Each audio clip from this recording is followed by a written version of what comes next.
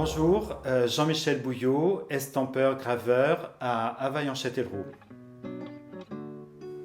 Je suis arrivé à l'art très tôt, puisqu'à l'école primaire, en fait, j'avais une institutrice qui nous montrait des œuvres, et notamment des œuvres des impressionnistes, j'ai un souvenir de Claude Monet, Lapie, et elle nous demandait de reproduire ces tableaux. Et un jour, j'étais en CE1 et j'ai eu le privilège d'aller montrer ce que j'avais fait en classe de CM1, CM2, ce qui m'avait beaucoup impressionné. À partir de là, donc j'ai plus approfondi tout ce qui était culture et puis découverte de la peinture contemporaine, et ce qui a été un atout formidable et une richesse au cours de ma carrière. Et puis en 2009, je savais que Minouche, qui était à l'atelier de Châtellerault, à l'atelier de gravure, c'était sa dernière année. Et donc je me suis dit, tiens, pourquoi pas, je vais m'inscrire à cet atelier.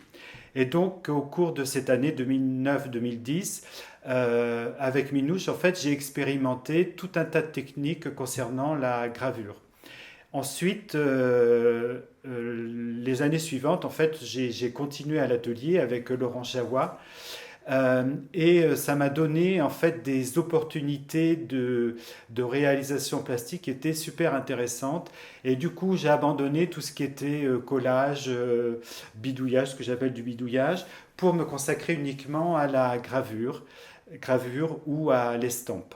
J'ai vite abandonné la couleur au profit du noir et blanc.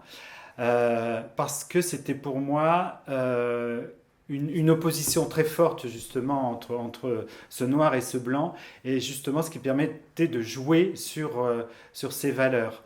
À travers le rythme, puisque en fait les compositions montrent des pleins, des vides, des cadrages particuliers où le noir est au service du blanc et le blanc au service du noir. J'avais vu les tableaux de Soulages à Nantes lors d'une grande exposition, et en fait ça m'avait vraiment impressionné, ces grands aplats de noir avec ces traces de pinceau, et je crois que mon goût pour le noir et blanc est venu de ce moment-là, puisque même si c'est noir, en fait le spectateur ne voit pas forcément que du noir.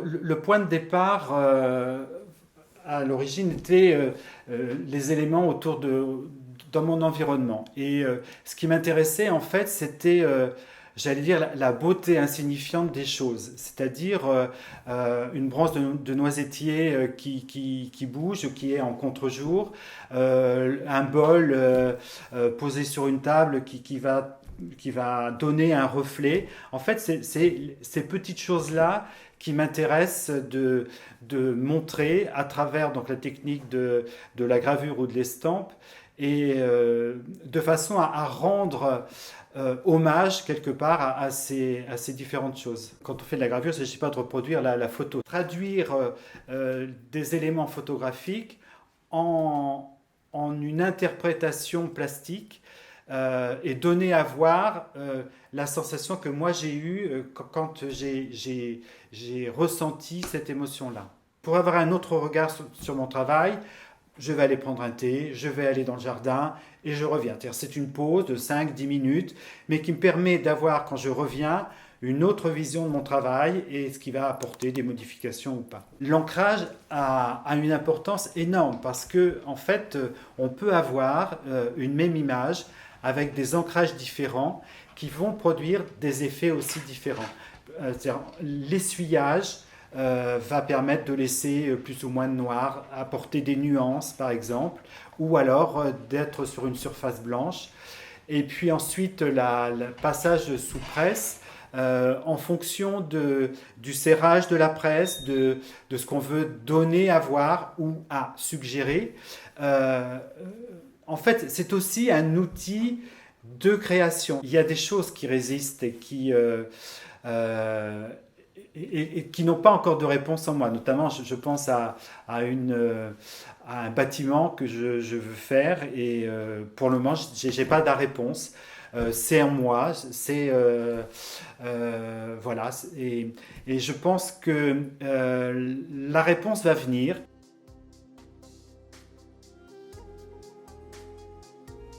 Si j'avais pas fait de la gravure, je pense que j'aurais fait de la photo. Parce que il y a le noir et blanc, bien sûr, et il y a aussi le cadrage qui est un élément important qu'on retrouve à la fois dans la gravure et dans la photo. J'aurais traité les portraits parce que c'est quelque chose qui est très difficile à faire en gravure.